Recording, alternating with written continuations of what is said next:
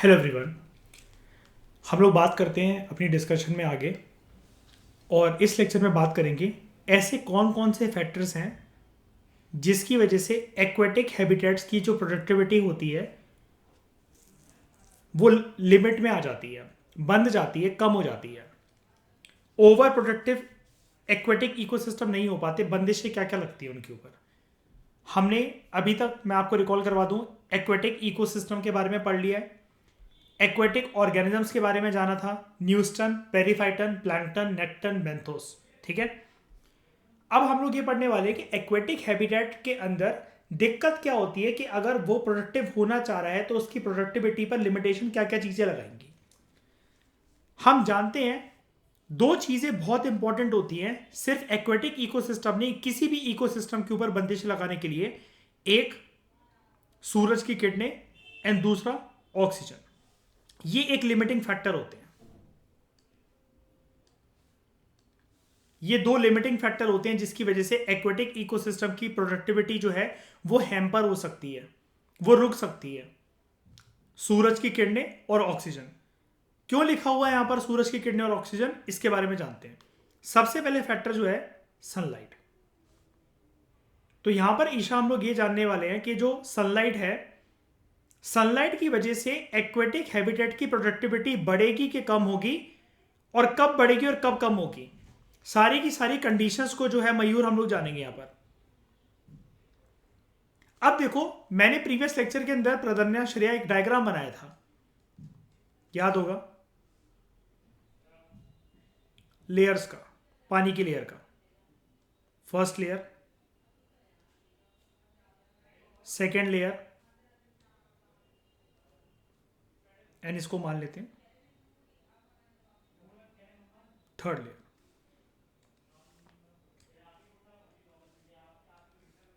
पानी की ये मान लो एक तरीके से तीन लेयर है। पानी की लेयर जो है इसको नाम दे देते हैं, this is layer one, layer two, layer three. And यहां पर बेसिकली क्या मैं ये कह सकता हूं कि सबसे डीप ये है, और इसको मैं शैलो लेवल बोल सकता हूं। ठीक है, और इसको मैं मिडल लेयर बोल दूं। सही है, यहां तक बात क्लियर है आप लोगों को? बताओ, shallow layer, middle layer, deep layer. अब जो पानी है, सॉरी, जो पानी है, पानी के अंदर दिन का टाइम है, मान लो समुद्र है, कोई सी है, कुछ भी है। सनलाइट जो है जब धूप निकलेगी तो सनलाइट की पेनिट्रेशन होगी। बट ऑब्वियस सी बात मुझे बता दो, सूरज की जो किरणें होंगी सबसे ज्यादा और सबसे पहले कौन सी लेयर पे पड़ेंगी? बताओ, सबसे टॉप पर, शैलो रीजन में ये सूरज है, और इसकी प्रॉपर तरीके से किरणें बनाते हैं यहां पर, ये यहां पर पड़ रही है। ओके, अब क्या मैं ये बोल सकता हूं सूरज की किरणों की जो क्वालिटी होगी या वो कहां तक पेनिट्रेट हो पाएगी, हल्का फुल्का हो सकता है वो मिडल लेयर तक पहुंचे यहां पर, लेकिन यहां पर तो उसका कोई भी स्कोप ही नहीं होगा डेप्थ लेयर में। यानी कि ये वाला डायग्राम जो मैंने बनाया आपके सामने, वो ये चीज दर्शाने के लिए बनाया है कि सबसे ज्यादा तो शैलो लेयर को मिल जाएगी सूरज की किरणें, मिडल लेयर में बहुत कम, एंड डेप्थ लेयर में हो सकता है कि पहुंचे ही ना, बॉटम मोस्ट लेयर के अंदर। तो यानी कि जो सनलाइट पेनिट्रेशन है वो रैपिड तरीके से डिमिनिश होने लग जाती है जैसे ही पानी का जो कॉलम है, जो लेवल है, वो बदलता जाता है। जैसे वो उससे पास आउट होती चलेगी, वो नीचे जो है वो डिमिनिश होती जाएगी, सूरज की किरणें काफी डेप्थ तक। आप ये सोचो कि समुद्र की जितनी सतह है वो सी फ्लोर तक पहुंच जाए। यहां पर भी तो कोई जमीन होती है ना, या इतना तो एग्री करते हो ना, यहां पर भी कोई ना कोई जमीन होती है ना जिसको हम लोग सी फ्लोर बोलते हैं। Do you agree? Sea floor बोलो या ओशन फ्लोर बोल लो, यहां तक पहुंच जाएगी क्या सूरज की किरणें? नहीं।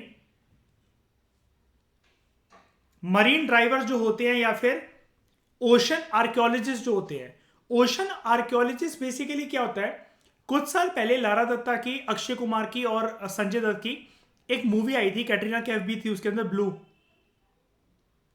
अक्षय कुमार और संजय दत्त उस मूवी के अंदर मरीन आर्कियोलॉजिस्ट होते हैं।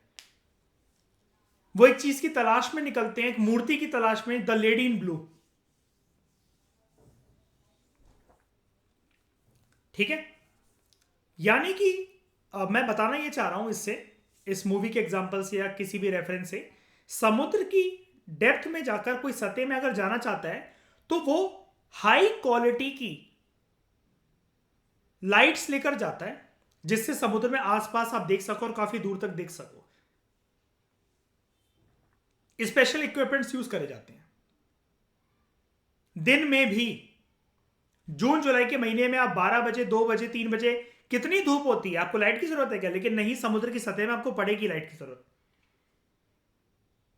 अब देखो, लाइट समुद्र में या किसी लेक में कहां तक जा पाती है, किस लेवल तक वो पेनिट्रेट कर पाती है, यह चीज एक डिटरमाइनिंग फैक्टर बन जाता है कि किस लेयर तक आपको पेड़ पौधों की डिस्ट्रीब्यूशन देखने को मिलेगी। यहां पर जो सूरज की किरणें जो मैंने बनाई हैं, सबसे ज्यादा, सबसे कम और उससे भी कम, इसके बेसिस पर आप क्या कह सकते हो कि जो प्लांट्स हैं, प्लांट्स की डिस्ट्रीब्यूशन सबसे ज्यादा कौन सी लेयर में आपको देखने को मिलेगी? 1, 2 या 3? 1। और कहां पर चांसेस है कि बिल्कुल ही नहीं मिलेंगे पेड़ पौधे? चांसेस 3। अब क्या होता है, सवाल ये उठता है ना श्रेया, कि जो सूरज की किरणें या मयूर, ये समुद्र की सतह तक, सी फ्लोर तक क्यों नहीं जा पा रही हैं?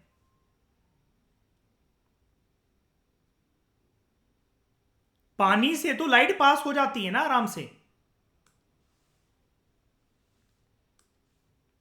पानी से लाइट पास हो जानी चाहिए श्रेया आराम से। यानी कि अगर हम सी फ्लोर पर खड़े हुए हैं और ऊपर की तरफ अगर हम लोग देखें तो सूरज हमें दिखना चाहिए ना। लेकिन बात यह है कि यहां पर लेक की, ओशन की, सी वाटर की बात हो रही है। यह आपके घर का आरओ का पानी नहीं है, एक्वागार्ड का पानी नहीं है जो क्रिस्टल क्लियर होगा। लेक में, पॉन्ड में, ओशन में, पॉन्ड तो नहीं बोलना चाहिए हमें, ठीक है, वहां पर तो ज्यादा कुछ डिटरमाइनिंग फैक्टर नहीं होता, लेकिन कोई भी पानी का स्रोत हो, मान लो चलो पॉन्ड को भी इंक्लूड कर लेते हैं, लेक, पॉन्ड हो गया, एस्चुरी हो गया, मार्श हो गया, बॉग हो गया, सी हो गया, रिवर्स हो गई, स्ट्रीम्स हो गई, एंड ओशन हो गया। इन सारी जगह पर कुछ सस्पेंडेड पार्टिकुलेट मैटर्स जो हैं वो फ्लोट कर रहे होते हैं, जैसे कुछ मिट्टी, कुछ तिनके, कुछ कंकड़, कुछ पत्थर और कुछ फाइटोप्लैंक्टन।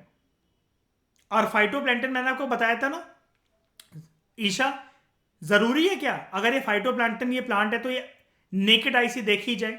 माइक्रोस्कोपिक प्लांट भी तो हो सकते हैं, पॉसिबिलिटी है ना? ये सारी चीजें जो है पानी के अंदर, कुल मिलाकर क्या मैं ऐसा कह सकता हूं हरनीर, ये मॉलिक्यूल्स की फॉर्म में होगा, सैंड, सिल्ट, क्ले, फाइटोप्लैंक्टन, जैसे कि ये मैंने दाने दाने बनाए हैं, है ना? इसकी वजह से क्या होता है दोस्तों, जो पानी होता है ना, उसके अंदर टर्बिडिटी बढ़ जाती है या पानी टर्बिड बन जाता है। टर्बिड का मतलब होता है हेजी, फॉगी या मिट्टी वाला, जो कि आपको प्रॉपर तरीके से दिखे ना, उसको टर्बिड कहते हैं। टर्बिड का सबसे सिंपल मीनिंग होता है क्लाउडी या मडी,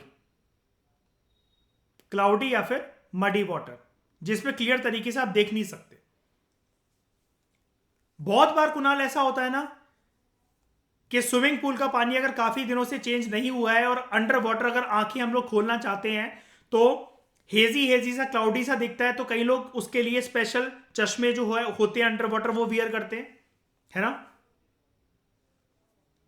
तो जो टर्बिडिटी है, यानी कि समझ गए ना, पानी के अंदर जो क्लाउडीनेस है, मडीनेस है, जिसकी वजह से पानी आपको साफ नहीं दिख रहा, ये चीज लाइट पेनिट्रेशन को लिमिट कर देती है। पानी चाहकर भी नीचे तक सॉरी, जो लाइट है वो चाहकर भी पानी के नीचे पेनिट्रेट नहीं कर पाएगा एक पर्टिकुलर लेयर के बाद। और हम लोग क्यों इतना सूरज की लाइट के पीछे पड़े हुए हैं, सूरज की किरण के पीछे डिस्कशन में? क्योंकि सूरज की किरण भाई साहब फोटोसिंथेसिस एक्टिविटी को कैरी करने के लिए बहुत इंपॉर्टेंट है। बिना लाइट के पृथ्वी पर प्लांट की डेफिनेशन जहां आती है ना, वहां पर बहुत ही कम चांसेस हैं कि बिना सूरज की एक भी किरण का इस्तेमाल करे हुए जो प्लांट हैं वो ग्रो कर गए, वो पनप गए, बर्थ लेने के बाद वो एपेक्स पॉइंट तक जहां तक वो ग्रो कर सकते थे वो कर गए। फोटोसिंथेसिस कैरी आउट ही नहीं हो सकता सनलाइट के एब्सेंस में। अब लाइट कहां तक आएगी और जहां तक लाइट जाएगी वहां पर प्लांट का डिस्ट्रीब्यूशन कैसा होगा, और जहां पर लाइट नहीं जाएगी तो पेड़ पौधों की संख्या के अंदर कब कमी आने लगेगी, इसके बेसिस पर, light penetration and plant distribution के बेसिस पर हम लोग समुद्र के अंदर, पानी के अंदर, कोई भी पानी का स्रोत हो उसके अंदर हम लोग लाइट कहां तक पेनिट्रेट कर रही है इसके बेसिस पर दो जोन्स क्रिएट करते हैं।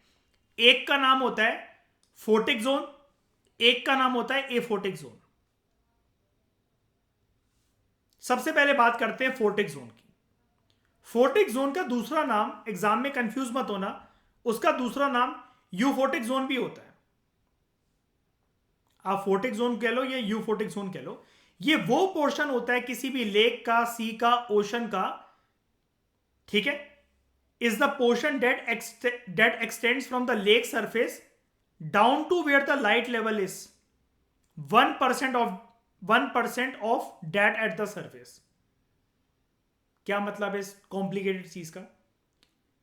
जो फर्स्ट लेयर है यहां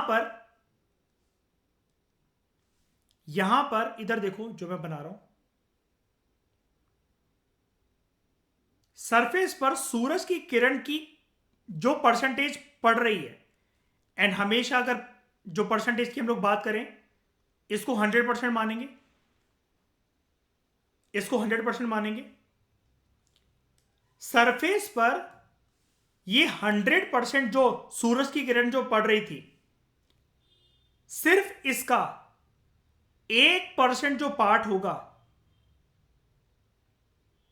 वो पानी के जिस लेवल तक मिल रहा है, जहां तक मिल रहा है, बस वो सरफेस पर ऊपर जितनी धूप पड़ रही थी, या कोस्ट मान लो, चलो आप इसे समुद्र का किनारा मान लो, बीच मान लो, बीच पर जितनी धूप पड़ रही थी, पानी के अंदर घुसने के बाद जितनी बीच पर धूप थी उसका सिर्फ 1% पार्ट जहां तक पानी में आपको मिलता रहेगा, जिस लेवल तक सिर्फ 1% जितनी बीच पर सूरज की किरण पड़ रही थी उसकी पूरे शेयर का सिर्फ 1% पार्ट पानी के अंदर जहां तक वो लाइट जो है वो दिखती रहे, वो बन जाता है फोटिक जोन या यूफोटिक जोन। सिर्फ 1%, ज्यादा की उम्मीद कर ही नहीं रहे हैं।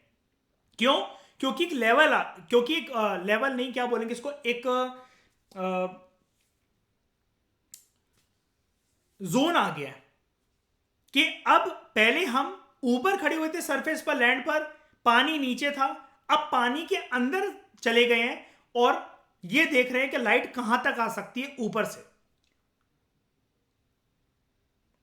पानी अपने आप में एक क्रॉस लेवल है, तो जितना अर्थ के सरफेस पर सूरज की किरण जो है वो पड़ रही थी, या लेक के सरफेस पर, अब क्योंकि यहां लेक का सरफेस लिखा हुआ था तो ऑब्वियस सी बात है सबसे टॉप पर तो ये जो मैंने बनाया है थिक ऑरेंज येलो लाइन, 100% ये धूप यहां पर पड़ रही थी। अब इसका सिर्फ 1% पार्ट पानी के अंदर घुसकर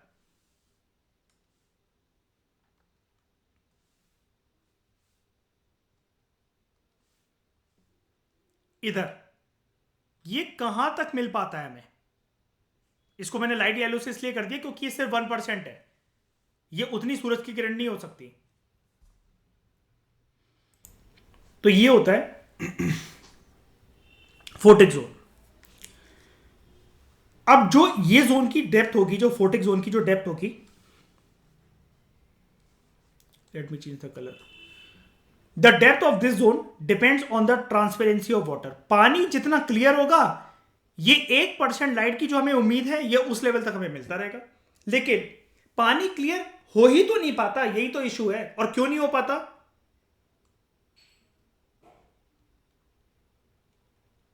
टर्बिडिटी की वजह से, क्लाउडी एंड मडी वाटर की वजह से।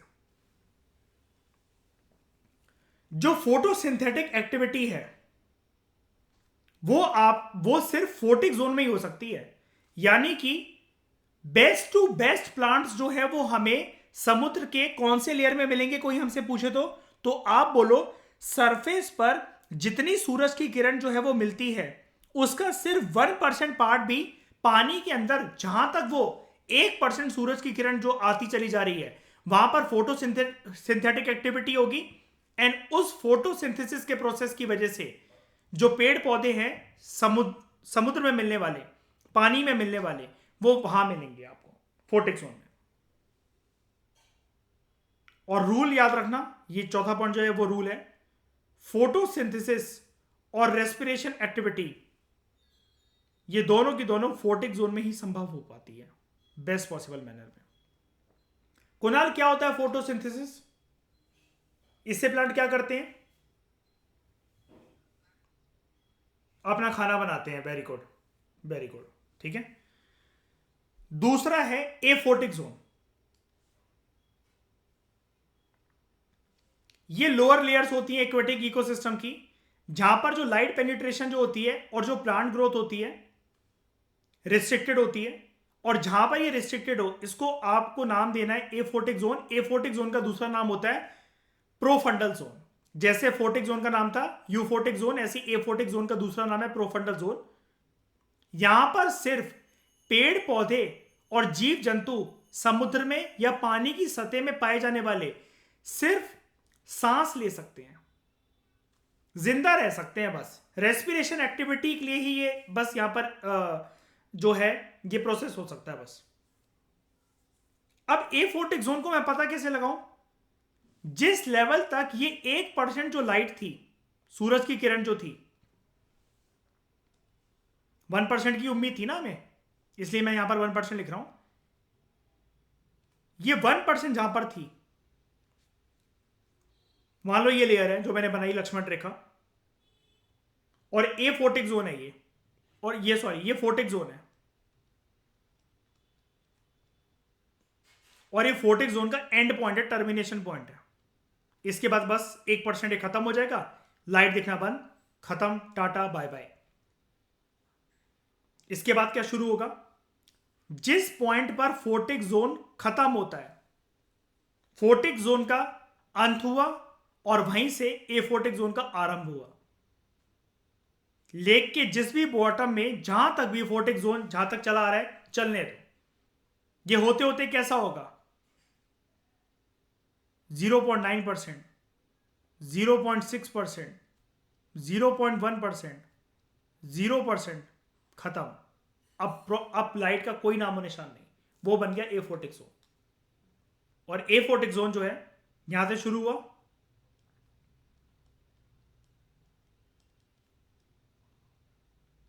यहां से शुरू हुआ, ये कहां तक जाता है?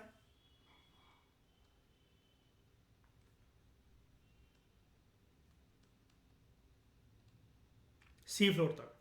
प्रतन्या, हर एक जो ओशन है या जो समुद्र है, उसकी जमीन या धरती अंदर कुछ ना कुछ तो होती है ना। समुद्र ऐसा थोड़ी ना कि अंदर से खिंचता चला जाता है, कोई ना कोई तो उसका ठहराव आएगा ना। तो जहां से एफोटिक जोन जो है शुरू होता है, और एक खत्म कहां पर होता है? सॉरी, जहां से फोटिक जोन खत्म होता है वहां से एफोटिक जोन शुरू होता है, और एक खत्म कहां पर होता है? सी फ्लोर तक जाते जाते। क्या ये जोन आपको समझ में आया? अच्छे से बताओ। इस डिस्कशन में अभी तक कोई भी दिक्कत है किसी को? कुणाल, कुछ भी ऐसी चीज जो समझ में ना आई हो, सर के ऊपर से गई हो, ऐसा कुछ? पक्का? कोई भी टर्म समझ में ना आए कुणाल, इंग्लिश की या कोई भी चीज, बिल्कुल भी शर्माना नहीं है, हम सीखने ही बैठे हैं, ठीक है? बेझिझक किसी को भी मैं ये बोल रहा हूं कि 10 बार भी पूछो तो वो उस डाउट को क्लियर करो, लेकिन आराम से बढ़ो। कंसेप्चुअल क्लैरिटी बहुत इंपॉर्टेंट चीज होती है, क्योंकि वो सिर्फ एक सब्जेक्ट से लिमिटेड नहीं होती। आप सोच रहे हो कि आप इकोलॉजी एनवायरनमेंट की बुक खोलकर बैठे हो तो सिर्फ हमारी इसी सब्जेक्ट में मदद होगी, नहीं। जीएस पेपर 1 से लेकर 4 तक, ऑप्शनल तक, ऐसे तक, और इंटरव्यू के कमरे तक, हर जगह हेल्प होती है कंसेप्चुअल क्लैरिटी से। फिर बात करते हैं डिसॉल्व ऑक्सीजन की। आज आपको यह पता लग जाएगा कि जो ऑक्सीजन है ना, हवा में तो मिल जाता है, ये पानी के अंदर कैसे पहुंचता है, जानते हैं? फ्रेश वाटर के अंदर क्या होता है?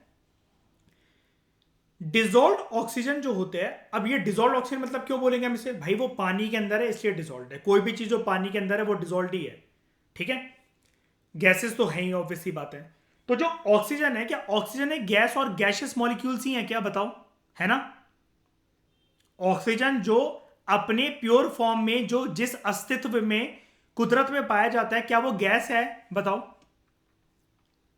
है ना। अब पानी में मिल गया तो ये डिजोल्व गैस हो गई ना, है ना। एवरेज कंसंट्रेशन इसका कितना मिलता है पानी में, इट इज अबाउट 10 पार्ट्स पर मिलियन बाय वेट। अब सुनने में आपको लग रहा होगा 10 पार्ट्स पर मिलियन, कंफ्यूज मत होना, तोड़ के देखो शब्दों को।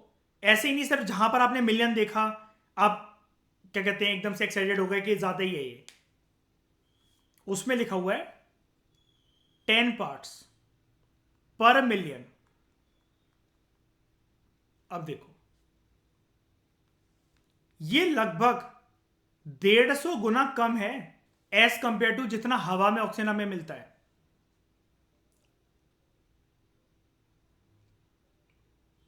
ओके, काफी कम है। अब ये क्वेश्चन कल को बन सकता है, ये आपकी नॉलेज के बेसिस पे डिपेंड करेगा कि जो ऑक्सीजन होता है एयर के अंदर, वो जैसे मर्जी आपको कोई कॉन्सेंट्रेशन दे रखी हो, नंबर की टर्म्स में नहीं, मतलब कम ज्यादा दे रखी हो, और अगली ही स्टेटमेंट एग्जामिनर आपको दे दे कि जो ऑक्सीजन पानी के अंदर डिजोल्व फॉर्म में पाया जाता है वो भी बिल्कुल इक्विवेलेंट वॉल्यूम का ही होता है जितना एयर में मिलता है, बताओ।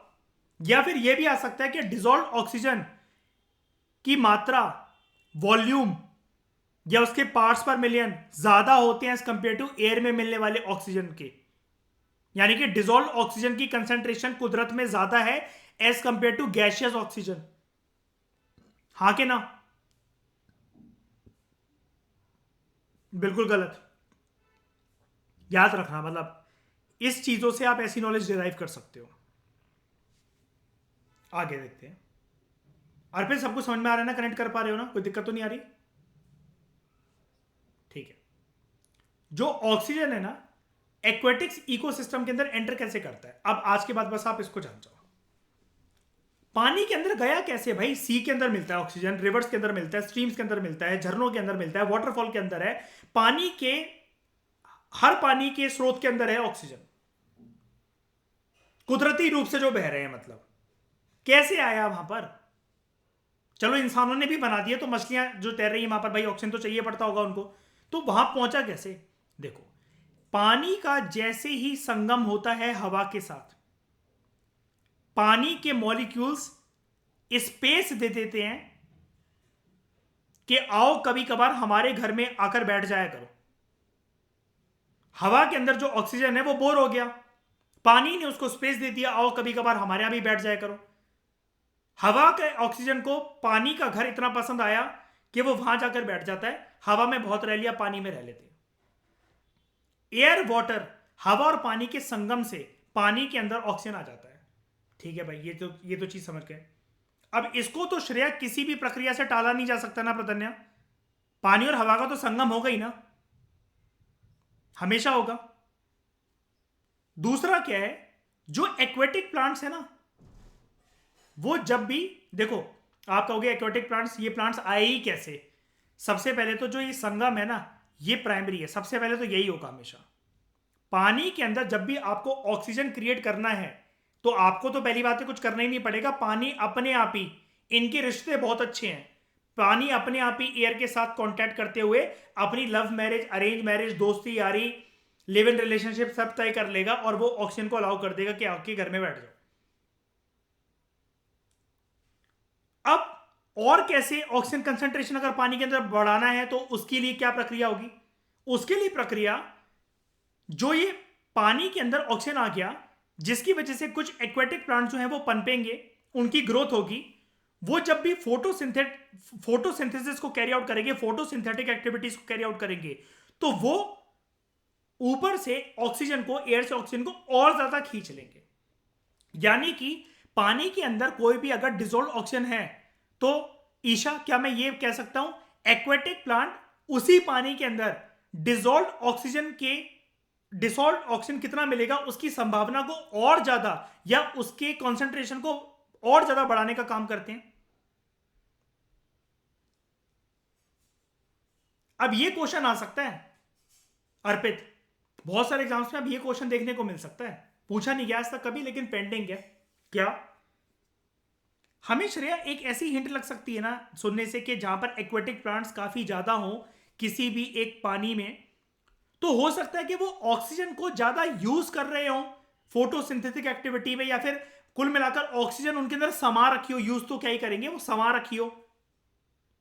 तो हमें क्या लगेगा जो डिजोल्व ऑक्सीजन है पानी के अंदर वो कम होगी, क्योंकि वो ज्यादातर प्लांट्स के अंदर सिकड़ी हुई है और वो रिलीज करेंगे फिर बाद में। तो वो यानी कि पानी की डिजोल्व ऑक्सीजन को एस्केप करते चलेंगे बाहर। लेकिन नहीं, जो एक्वेटिक प्लांट्स जहां पर होंगे ना जिस भी पानी के सोर्स में, वहां पर डिजोल्व ऑक्सीजन की कॉन्सेंट्रेशन एज कंपेयर टू ऐसा एक्वेटिक इकोसिस्टम के जहां पर एक्वेटिक प्लांट्स ना हो, नॉर्मल सिर्फ पानी हो, उसके कंपैरिजन में जहां एक्वेटिक प्लांट्स होंगे ना वहां डिसॉल्व्ड ऑक्सीजन की कंसंट्रेशन ज्यादा हो जाएगी। एंड इसका आप वन वर्ड में रीजन क्या दोगे, कैसे ज्यादा हो जाएगी? क्योंकि एक्वेटिक प्लांट्स किस प्रोसेस में इन्वॉल्व है? फोटोसिंथेसिस। तो क्या मैं ये भी बोल सकता हूं, एक्वेटिक प्लांट्स की बात तो मैंने कर ली, क्या इस क्वेश्चन को दूसरी तरीके से घुमाकर बोल सकता हूं मैं मयूर कि फोटोसिंथेटिक एक्टिविटी की वजह से या फोटोसिंथेसिस के प्रोसेस की वजह से डिसॉल्व ऑक्सीजन की कंसंट्रेशन किसी भी पानी के सोर्स के अंदर बढ़ाई जा सकती है। यह कुदरती रूप से एक तरीका है। बताओ, इस एनालिसिस को याद रखना प्लीज श्रेया, सब लोग, ठीक है? इसके बियॉन्ड एग्जामिनर की औकात नहीं है सोचने की। इसके बियॉन्ड सिर्फ बस आपने जो सोचा है, जो आपने एनालिसिस करी है ना, बस उसको सहज सवार के अपने दिमाग के अंदर एक प्लेस देकर चलो।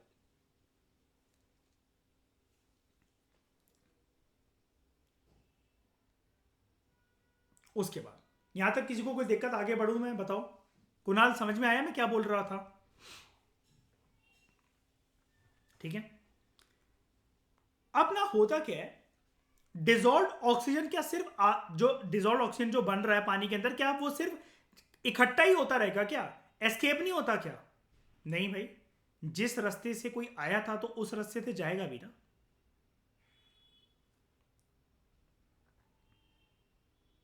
है कि नहीं? Dissolve oxygen escapes the water body through the air water interface, और वो एयर वाटर इंटरफेस की वजह से एंटर भी करा था। यहां पर देखो एंटर करा था और यहां पर एग्जिट भी इससे होगा। मैं अपनी गर्लफ्रेंड के घर बैठा हुआ तो क्या बैठे ही रह जाऊंगा क्या? वापस नहीं आऊंगा अपने घर? इतना प्यार भी तो नहीं है ना किसी से। यही सेम चीज है। तो डिसॉल्व ऑक्सीजन जो है, it escapes the water body through the air water interface and respiration plus decomposition of organisms. जो ऑर्गेनिजम्स हैं रेस्पिरेशन की प्रक्रिया में जब वो इन्वॉल्व होते हैं, या फिर जब वो सड़कर गलकर मरते हैं, नॉर्मल मरते हैं, उसके बाद वो सड़ते हैं, गलते हैं, डीकंपोजिशन के लिए जब बॉडी सड़ती है, तो क्या मैं ऐसा बोल सकता हूं प्रधन्या कि दूसरे ऑर्गेनिजम्स की आवश्यकता होती है डेड बॉडी पे फीड करने के लिए, तभी उस प्रोसेस को डीकंपोजिशन बोलूंगा मैं? और जरूरी नहीं है ना मयूर के वो जो खाते हुए जो दूसरे ऑर्गेनिजम्स हैं जो कि डेड बॉडी के ऊपर फीड कर रहे हैं वो नेकेड आई से दिख ही जाए, है ना? माइक्रो ऑर्गेनिजम्स हो सकते हैं वो। तो जब क्या होता है श्रेया, कोई भी ऑर्गेनिज्म का डीकंपोजिशन होता है या कोई भी ऑर्गेनिज्म जब रेस्पिरेशन प्रोसेस के अंदर इन्वॉल्व होते हैं इसमें, तो वो इस प्रोसेस की वजह से ऑक्सीजन जो है वो एस्केप होता है।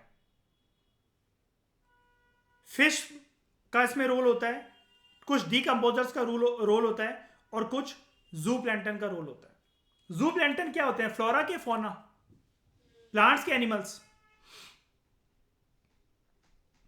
हाँ, एनिमल्स है ना, क्या नहीं, एनिमल्स होते हैं। और प्लांट्स किसको कहेंगे हम लोग? फाइटोप्लैंक्टन।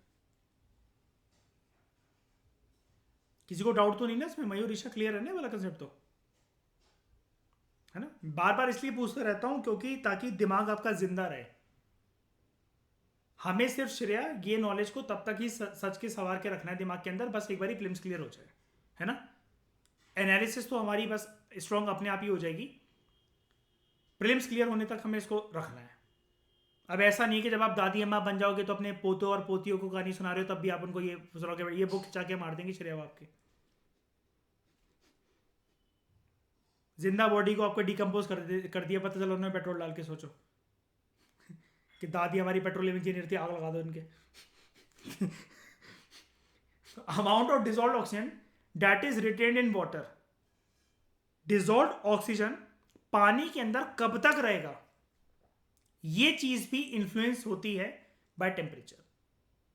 ये एक और फैक्टर है।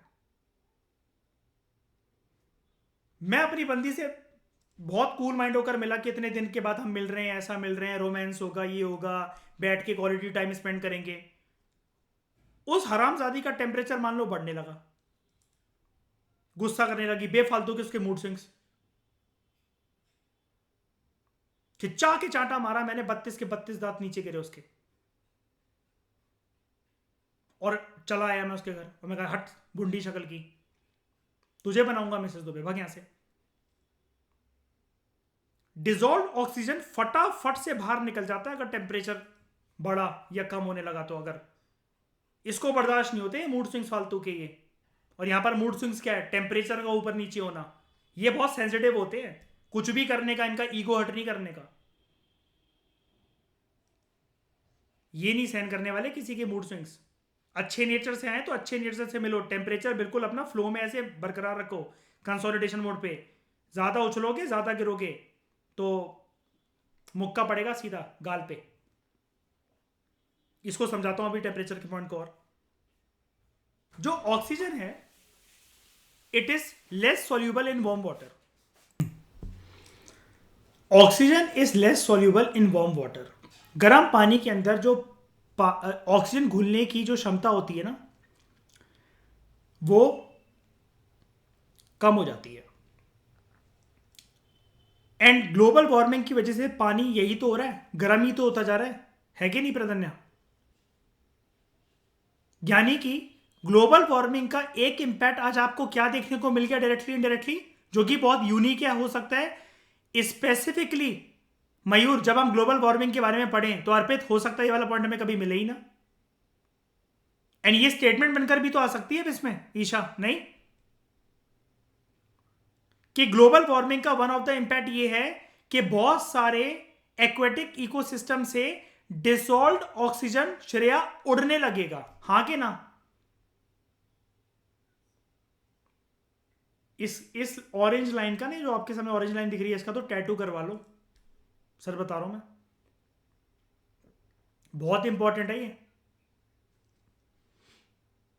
हाँ, सीबीएसई और उसके बीच में ना बहुत क्लोज लिंक होता है, मैं इनको हमेशा बताता रहता हूँ। मैं कहता हूँ ना कि हमेशा इकोनॉमिक्स जैसे है वो सीबी सचदेवा हम लोग करते हैं, तो सेम क्वेश्चन वो यूपीएससी भी पूछ लेता है आगे चलकर, है ना। एक दो क्वेश्चन मैंने ऐसे दिखाई भी थी आपको टॉपिक जैसे। तो ये बायो में पूछा गया होगा ना कुणाल, अगर सीबीएसई में तो कौन सी क्लास? अच्छा, तो warm water also enhances decomposer activity. अब मेरी बात ध्यान से सुनना,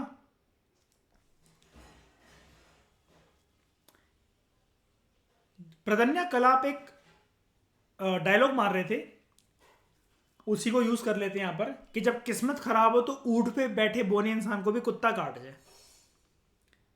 अब पानी गर्म हो रहा है, डिसॉल्व ऑक्सीजन की जो क्षमता है, पानी कितना रख सकता है डिसॉल्व ऑक्सीजन को, वो क्षमता उसकी खत्म हो रही है।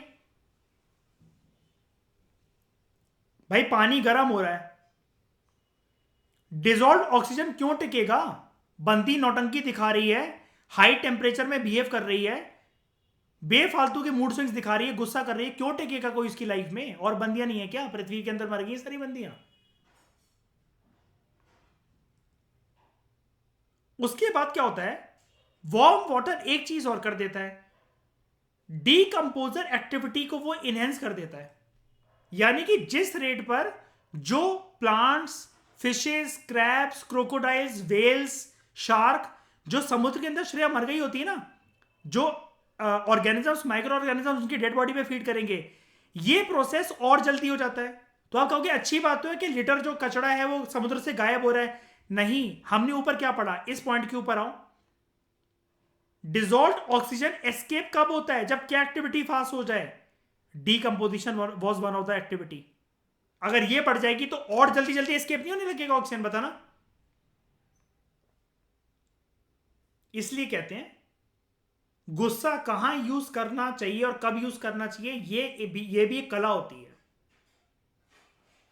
तो इस बंदी ने एक बार बताओ गुस्सा करके क्या ही कर लिया, बर्बादी कर लिया अपने आप को, काट ले अपनी नसें। Therefore increasing the temperature of water body, अगर किसी वाटर बॉडी का टेम्परेचर इंक्रीज होता है तो जिस रेट पर उससे ऑक्सीजन डिप्लीट होगा, गायब होगा, वो रेट भी इंक्रीज हो जाएगा।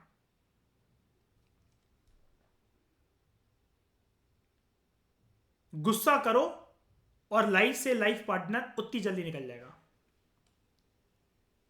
जब डिसॉल्व ऑक्सीजन जो है उसका level it falls below 3 to 5 parts पर मिलियन। कितना होना चाहिए वैसे, वैसे ही बहुत कम होता है वैसे तो, एक तो वो 10, ऊपर देख रहे हो 10, नीचे होते होते 3 to 5 पार्ट्स पर मिलियन पहुंचा, बड़े सारे जो एक्वेटिक ऑर्गेनिजम्स हैं वो मर जाएंगे, they are likely to die. क्यों? ऑक्सीजन ही नहीं है ना वहां पर, पानी के अंदर रही नहीं क्या। अब मुझे भी बताओ, छोटे मोटे तालाब में अगर ऑक्सीजन खत्म हो जाए अर्पित, तो चलो उसके उसके अंदर कोई ना कोई साइंटिफिक प्रोसेस करके करा जा सकता है, लेकिन इस ग्लोबल वार्मिंग से उत्पन्न हो रहे ऑक्सीजन को श्रेया, अगर मान लो कि किसी ओशन के अंदर ये चीजें खत्म होने लग गई, ये डिजॉल्व ऑक्सीजन, कैसे भी करके इसको रिस्टोर करा जा सकता है बताओ? वो उन एक्वेटिक एनिमल्स को वापस लाया जा सकता है क्या?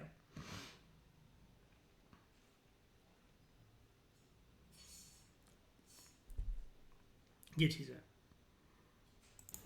उसके बाद बात करते हैं विंटर किल की। विंटर किल के लिए पहले तो सबसे पहले एक सनकीपन दिखाता हूं मैं आपको। सबसे पहले एक इंट्रोडक्शन देता हूं मैं आपको। सर्दियों में मैं क्या करता हूं श्रेया, पूरी सर्दियों में, पूरी जितनी विंटर चल रही होती हैं, मैं ठंडे पानी से ही नहाता हूं। सुबह 4 बजे 5 बजे जो भी टाइम होता है उठने का मेरा, एंड शाम को जब जॉगिंग करके आता हूँ तब भी ठंडे पानी से ही नहाता हूँ। आज तक मैंने पिछले सिंस 2015 2014 मैंने गीजर का पानी यूज़ नहीं करा कभी भी, ठीक है। अब ये चीज़ अच्छी होती है, दिमाग को एक्टिव बनाती है, आपके बालों को अच्छी लगती है, स्किन को अच्छी लगती है, इसके बहुत सारे फायदे होते हैं। आपका हार्ट रेट बहुत अच्छा रहता है, हार्ट बीट बहुत अच्छी रहती है, ऑक्सीजन जो है वो आपके ब्रेन तक पहुंचता रहता है, और कहा जाता है कि इससे दिमाग ना तेज रहता है। ओके, अब मैं तो सिर्फ ठंडे पानी से नहाता हूं, तब घर वाले मुझे बोलते हैं पागल है, ये सन की है, इसको दौरे चढ़े रहते हैं। ठीक है, एक चीज दिखाता हूं मैं आपको, एक बंदी दिखाता हूं मैं आपको, वो कहाँ नहाती है, इसको देखना आप, इसको देखो आप।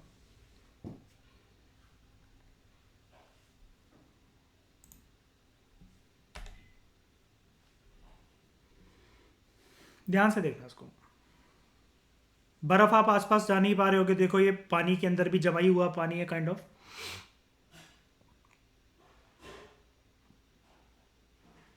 अब अगर मैं सन की हूं तो ये क्या है?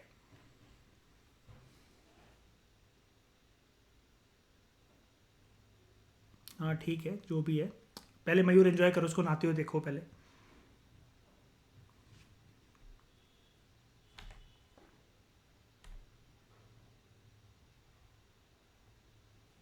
आपके दिमाग के अंदर सच में ऐसे ऑरा घूमने लग जाता है, इससे आपका दिमाग बहुत फास्ट हो जाता है, बहुत तेज हो जाता है। पूरी सर्दी कहते हैं जो ऐसे ठंडे पानी से नहाए ना, वो पूरे साल इतना एक्टिव रहता है, वो दिमाग में इतनी सारी चीज़ें एक साथ कर सकता है, मल्टीटास्किंग, कि जिसकी कोई हद नहीं होती। रावण के 10 सर उसके लग जाते हैं। हैबिट डालनी पड़ती है बस आपको, इनिशियली जुकाम होगा, चेस्ट पेन होगा, कुछ भी होगा, लेकिन उसके बाद आप अनलिमिटेड रॉकेट बन जाते हो काइंड ऑफ। एंड उसके बाद ये क्या कर रही है, ये अपनी कॉफ़ी चाय वगैरह पी रही है, and this is a reason. ठीक है, एक बार के लिए मैं ज़रा यहाँ पर फिर से चलता हूँ इस वीडियो पे स्टार्टिंग में। अब इस बंदी पे फोकस मत करना, अब इसको मरने दो। अब ये आसपास का ज़रा एक बार के लिए रीजन देखते हैं। ये बर्फ़ की चादर रखी हुई है, एक इसने गड्ढा खोद लिया है जहाँ पर ये पानी के अंदर जाएगी, और वो भी पानी काफ़ी हद तक जमा जमाया पानी है। अब इसको कोई देखे तो ये सोचेगा कि ये लड़की देखो सर्दी में अपने आप को मारने के लिए फिर रही है, सुसाइडल हो रही है, ठंडे पानी में जाकर मरने के लिए फिर रही है, कि कितनी सनकी हो गई, पागल हो गई, सर्दियों की वजह से दौरे पड़ गए हैं, अपने आप को मारने के लिए हरकतें हैं ये तो सारी की सारी। जुकाम होगा, वो होगा, घर वालों का खर्चा करवाएगी, निमोनिया कर लेगी अपने आप को और मार डालेगी। यानी कि क्या मैं श्रेयस को ऐसा कह सकता हूं कि विंटर में अपने आप को किल करने का प्रोसेस बना रही है, कि अपनी खुद जो है मैयत अपनी खुद सजा रही है, ये है ना। अब आ जाओ इस कंसेप्ट के ऊपर, विंटर किल क्या होता है।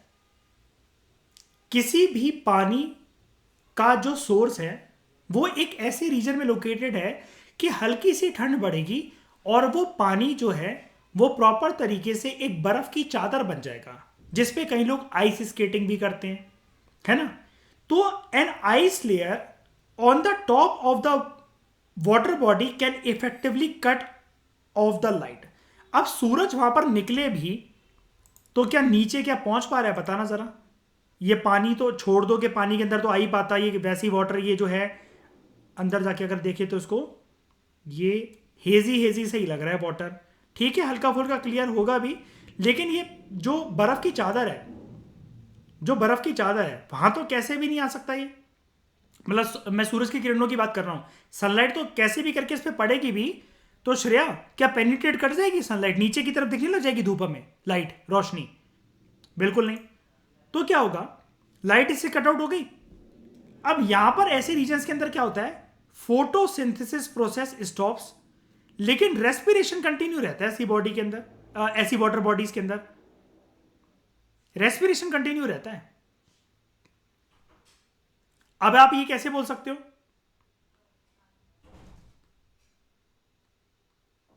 टाइटैनिक देखिए, जब वो पहली बार पहले दिन शिप के अंदर चढ़ते हैं वो और उसका दोस्त, जब वो जुआ खेल के उनको टिकट मिल जाती है, अब वो पानी काफी ठंडा होता है। ये हमें कैसे पता लगता है, एंड सीन से पता लगता है काफी पानी ठंडा होता है। उसकी बॉडी क्योंकि जम जाती है, फिर वो इसलिए मर जाता है क्योंकि उसके, आपने देखा होगा नोज के पास, आईब्रोज के पास बर्फ जम जाती है, तो पानी ठंडा था उस रीजन का काफी ज्यादा, पैसिफिक ओशन था वो, है ना। लेकिन वहां पर उस सीन में अगर आप मूवी में 2-3 बार सीन देखो कि जब भी वो शिप पे आते हैं या फिर शिप के किनारों पे इधर उधर घूम रहे होते हैं, समुद्र में जैक डॉसन, लिनार्डो दा कैप्रियो अपने दोस्त को डॉल्फिन्स दिखा रहा होता है इतने ठंडे पानी में भी, यानी कि डॉल्फिन सर्वाइव कर रही हैं। और लास्ट में जहां पर आइसबर्ग या जो भी, हाँ आइसबर्ग जो टकराता है उनसे, तो यानी कि देखो पैसिफिक ओशन में कुछ जगह ऐसी थी जो कि जम रही थी, लेकिन फिर भी आसपास वहां पे डॉल्फिन्स तो थी। अब डॉल्फिन्स इसलिए थी क्योंकि रेस्पिरेशन कर पा रही थी, लेकिन बड़े सारे जीव जंतु नहीं मिलेंगे वहां पर आपको, या फिर आइसबर्ग के नीचे कोई आपको पेड़ पौधे नहीं मिलेंगे क्योंकि फोटोसिंथेसिस रुक चुका है। अगर वाटर बॉडी शैलो है, ऑक्सीजन यहां पर डिप्लीट हो जाता है, भले ही शैलो है, देख रहे हो शैलो में हमेशा हम लोग ऑप्टिमिस्टिक रहते हैं श्रेया के यहां ज्यादा नुकसान नहीं होगा, अभी तो जस्ट शुरुआत ही हुई है ना। लेकिन यहां पर कहां भाई शुरुआत, कहां देखो ना, शुरुआत होती तो खत्म हो गया, बर्फ की चादर तो शुरुआत ही उस पर ही दिख रही है, सनलाइट पड़ेगी भी तो क्या हो जाएगा यहां पर।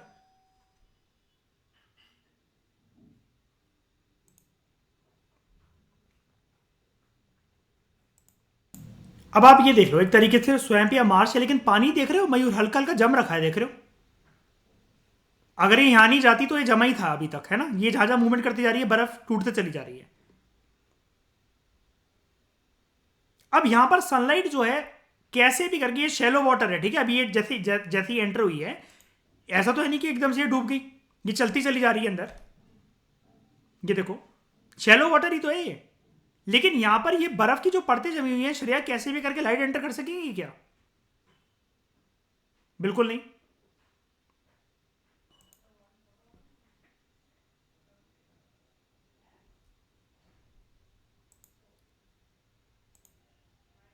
तो ऑक्सीजन यहां पर डिप्लीट हो जाता है एंड द फिश डाई। मछली तो मर जाती है, लेकिन इस प्रकार की जल परियां जो होती हैं वो जिंदा रहती हैं। ठीक है, this condition is known as winter kill. शरिया देख रहे हो, यही होती है औरतों की निशानी। मछलियां मार डाली, खुद जिंदा है, लेकिन ये ठीक है।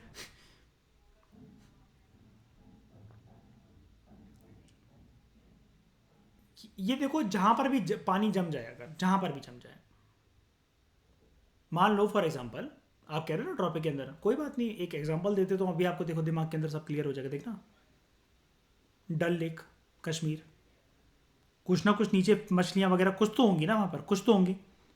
सर्दियों के अंदर बर्फ की चादर जम गई, तो जो नाविक होते हैं ना वहां पर, जो क्या कहते हैं उसको, बोट हाउस कहते हैं, वो जो स्पेशल तरीके की बोट चलती है वहां पर, है ना, तो हाउस बोट्स, तो वो क्या करते हैं, अपने चप्पू से तोड़ तोड़ के बर्फ की परतें, जब पहली बार वो चलना शुरू होती हैं, है ना, तो तोड़ तोड़ के फिर वो जो है आगे लेकर जाते हैं बोट को अपनी, जैसी सीजन चेंज होने वाला होता है श्रेया, है ना। तो नीचे जितने ऑर्गेनिजम्स होंगे, जो मछलियां वगैरह होंगी, सनलाइट अगर नहीं मिल रखेगी, चलो एक बार के लिए आप फोना को हटा दो, फ्लोरा की बात करो। कोई प्लांट स्पीशीज वहां पर सर्वाइव कर सकते हैं क्या? प्लांट स्पीशीज की बात कर रहा हूं मैं, बताओ कुणाल, कर सकते हैं सर्वाइव? नहीं, इसको कहते हैं विंटर किल। हरनीत समझ में आ रहा है सब कुछ? Ashpreet, all clear?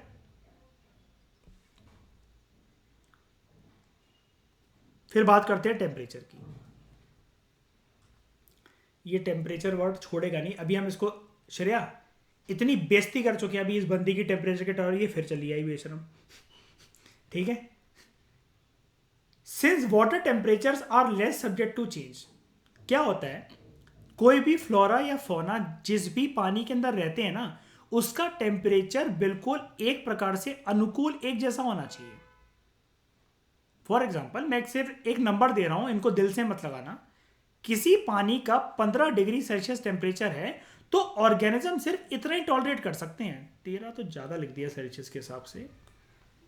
ऑर्गेनिजम्स जो होंगे वहां पर सिर्फ इतना ही टॉलरेट कर सकते हैं, 14.5 degree Celsius and 15.5 degree Celsius.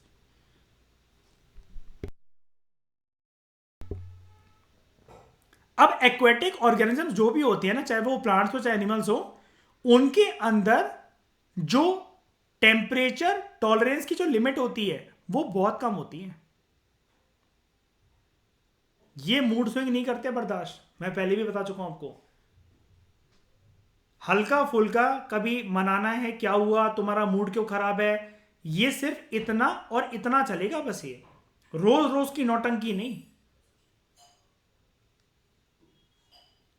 As a result, even small changes in water temperature, they are a great threat to the survival of aquatic organisms। हल्का सा भी अगर चेंज हो जाए ना, तो इससे एक्वेटिक ऑर्गेनिजम्स का जो सर्वाइवल है वो बहुत डिफिकल्ट हो जाता है। वो नहीं रह पाते फिर इस रिश्ते में यार, घुटन बन जाता है उनके लिए रिश्ता। इसलिए थोड़ी ना आया कलेश करवाने के लिए। मुझे शादी करनी है मान लो श्रेया किसी बंदी से, तो क्या मैं उसको क्या सरदर्दी के लिए ला रहा हूँ वाइफ बनाकर, कि रोज बैठ के रो मैं कमरे के अंदर उसकी वजह से, कि सर्वाइवल वो डिफिकल्ट कर दे। when compared to when compared to the changes in the air temperature in the terrestrial organisms, ये बेशरम होते हैं थोड़े से। जो टेरेस्ट्रियल ऑर्गेनिजम्स होते हैं वहां टेम्परेचर होने दो, हम लोग नहीं। मयूर सारे के सारे मौसम जो है वो बर्दाश्त करते हैं, सर्दी गर्मी बरसात वगैरह। बंदे को क्या होता है, ज्यादा कोल्ड लग जाता है, वो लग जाता है ना। कुछ लोग होते ना श्रेया, जूता खा लेंगे रिलेशनशिप में, थूक दो उनके मुंह पे, वो फिर से चले आएंगे, कोई बात नहीं। लेकिन ये होते हैं जो टेम्परेचर की बात करें, इनके अंदर होती है सेल्फ रिस्पेक्ट। ये मर नहीं रहे हैं किसी की सूरत पर, सीरत पर, कि भाई ये आखिरी प्यार है। वो होता है ना, ये कई लोग कहते हैं श्रेया कि मेरा वाला यूनिक है, मेरी वाली यूनिक है, अबे हट। तो इस डिस्कशन में फिलहाल इतना ही। Thank you very much for discussion.